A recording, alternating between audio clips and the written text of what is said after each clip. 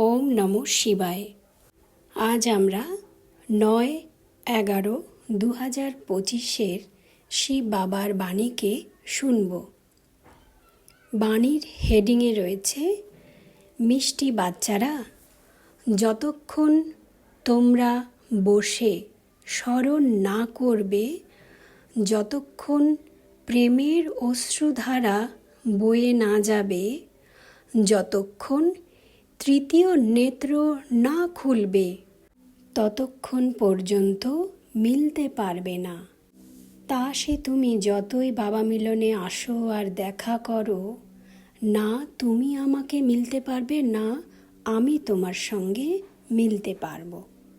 এখন নয় তো কখনোই নয়। আর এই মিলন স্মরণ ছাড়া কখনোই সম্ভব নয়। এবার আমরা পুরো বাণীটা শুনে নেব। আচ্ছা, আজকে তোমরা এই ছোট মেলাতে এসেছো। এই ছোট মেলা, কম সময়ের মেলা, তোমাদের অনেক জন্মের ভাগ্যকে লিখে দেবে। লৌকিক দুনিয়ার মেলায় যখন সবাই যায়, তখন কোনো না কোনো বস্তু মেলা থেকে নিয়ে আসে। কত রকম ছোট ছোট জিনিস কিনে নিয়ে আসে। কিন্তু এই মেলা থেকে তোমরা যা নিয়ে যাবে, তা সদাকালের জন্য অমর হয়ে যাবে।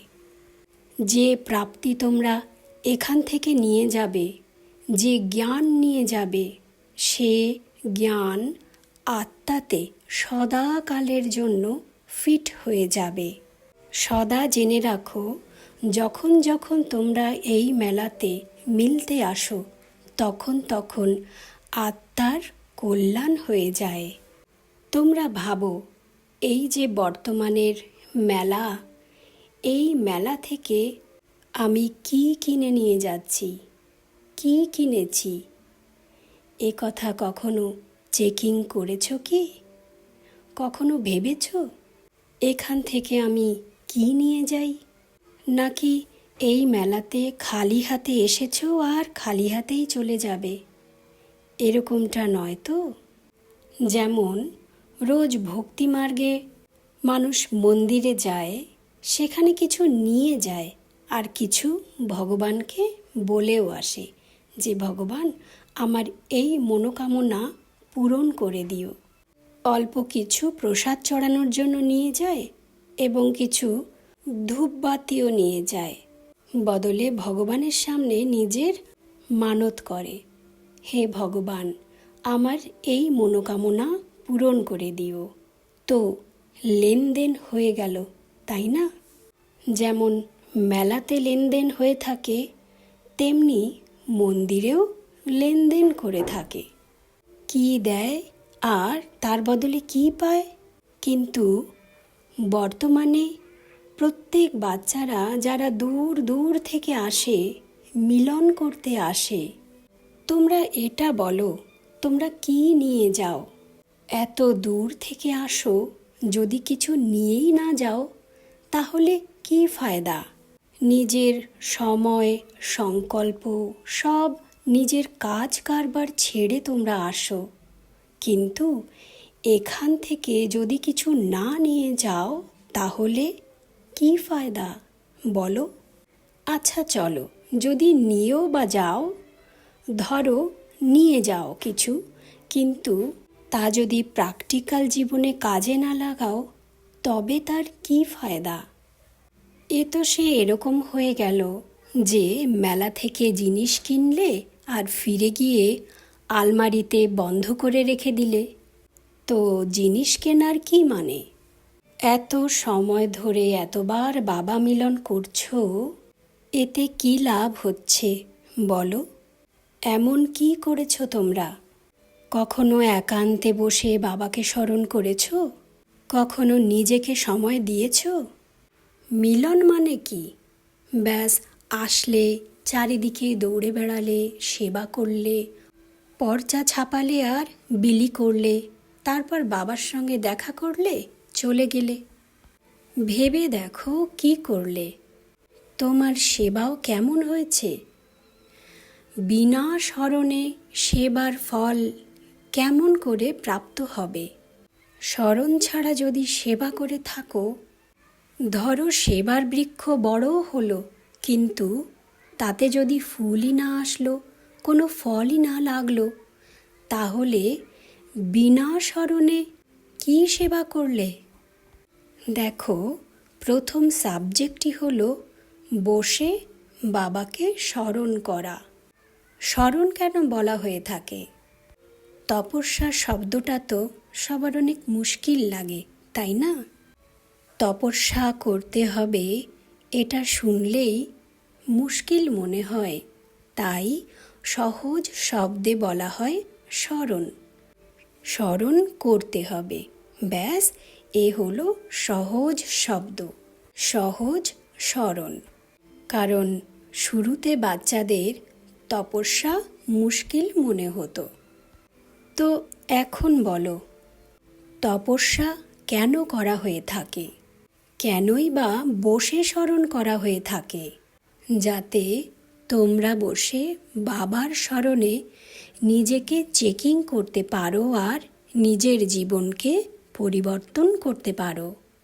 পরিবর্তনের দ্বারা তোমার ঊর্জা, তোমার অরা তৈরি হবে আর তোমার মধ্যে শক্তি জাগবে, যে শক্তির আধারে তোমার প্রতি অনেক আত্মারা আকর্ষণ বোধ করবে এবং তোমার দিকে চলে আসবে। তোমাকে দেখে অনেক আত্মারা দৌড়ে চলে আসবে। সেবা খুব ভালো করেছ, কিন্তু বিনা স্মরণে ফল প্রাপ্ত হবে না। সেবা ভালো হচ্ছে, কিন্তু বিনা তপস্যায় ফুল ফুটবে না। তা তুমি যতই আসো আর দেখা করো না কেন, না তুমি আমার সঙ্গে না আমি তোমার সঙ্গে মিলতে পারবো। এখন নয় তো কখনোই নয়। এই মিলন স্মরণ ছাড়া কখনোই সম্ভব নয়। তুমি আমার সঙ্গে মিলতেই পারবে না। তোমরা বলো না, লোকে যদি জিজ্ঞাসা করে কোথায় যাচ্ছ, তখন তোমরা কি বলো? কি, বাবা মিলনে যাচ্ছি। এখন তুমি তোমাকে নিজেই প্রশ্ন করো, সত্যি তুমি বাবার সঙ্গে মিলতে আসো কি?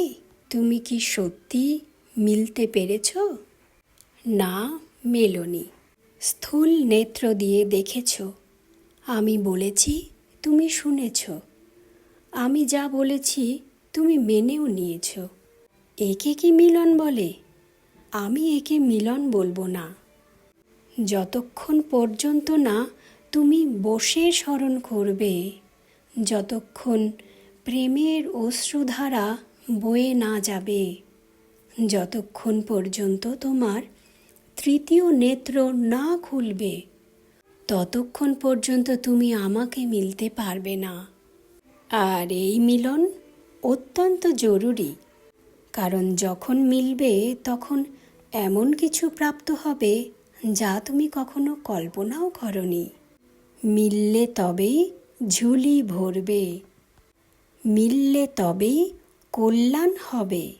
তোমার নিজেরও কল্যাণ হবে আর তোমার সকল ভক্তদেরও কল্যাণ হবে। নয়তো 10 বছর ধরে মাথা মারলেও কিচ্ছু হবে না।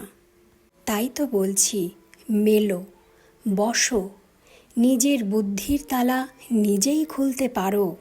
তোমার হাতেই রয়েছে সেই চাবি, তাকে লাগাও, তালা খোলো, নিজের খাজানা দেখো।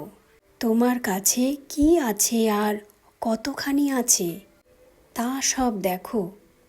কারণ সময় চলে গেলে বাবাকে তুমি কিন্তু আর দোষারোপ করতে পারবে না।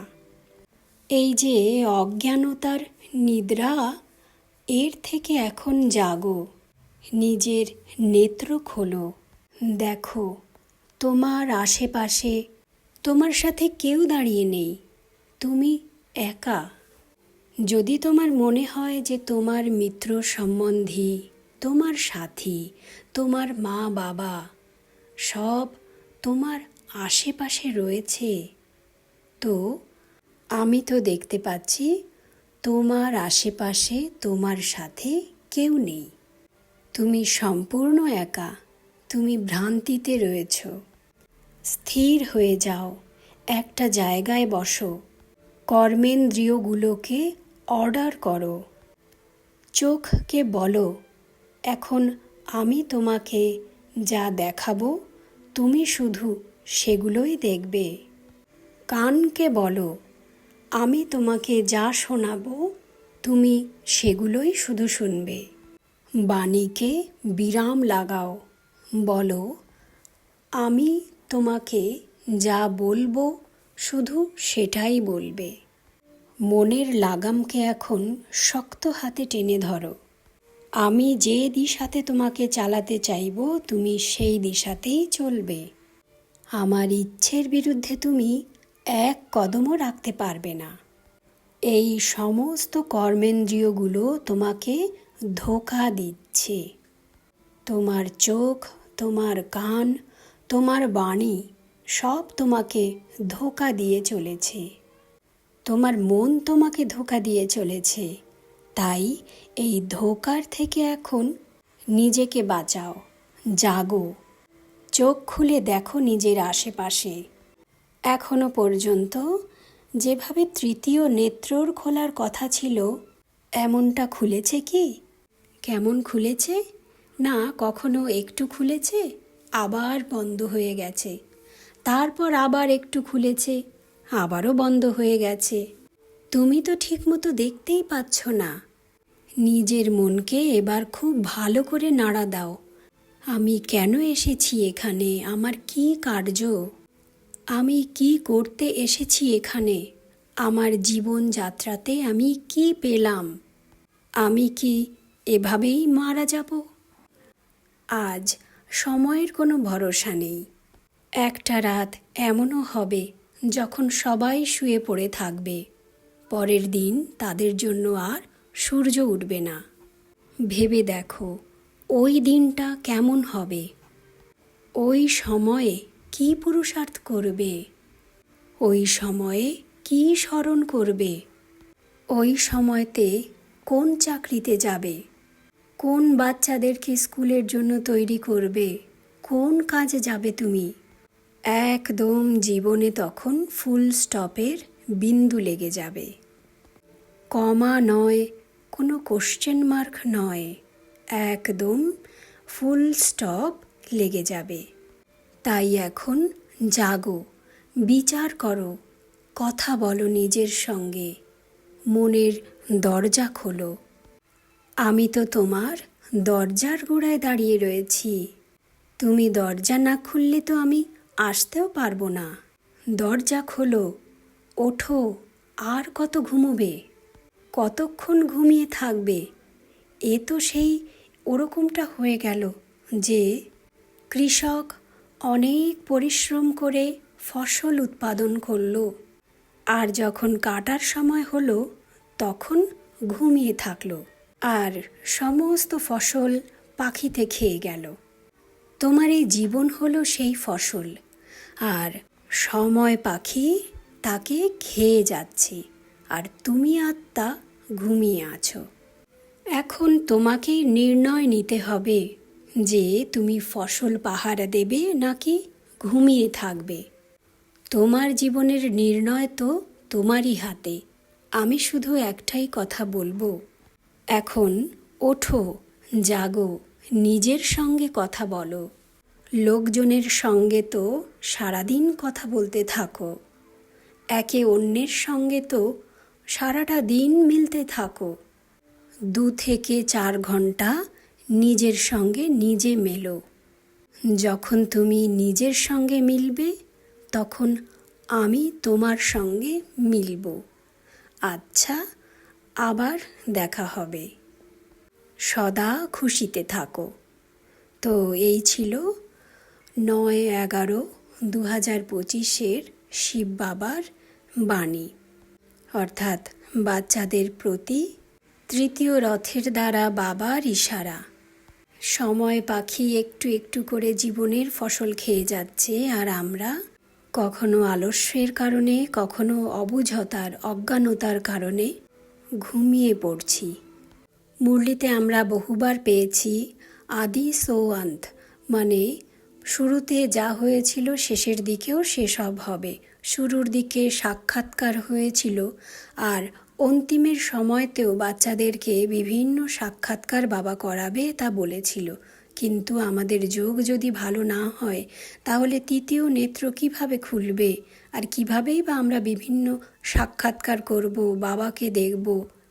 এখন তাই আমাদের পুরুষার্থের গতিকে অনেক তীব্র করার সময় এসে গেছে, যাতে কিনা আমাদের তৃতীয় নেত্র খুলে যায় আর আমরা বাবাকে দেখতে পাই, নানা সাক্ষাৎকার করতে পারি। ওম শান্তি। ওম নমঃ শিবায়।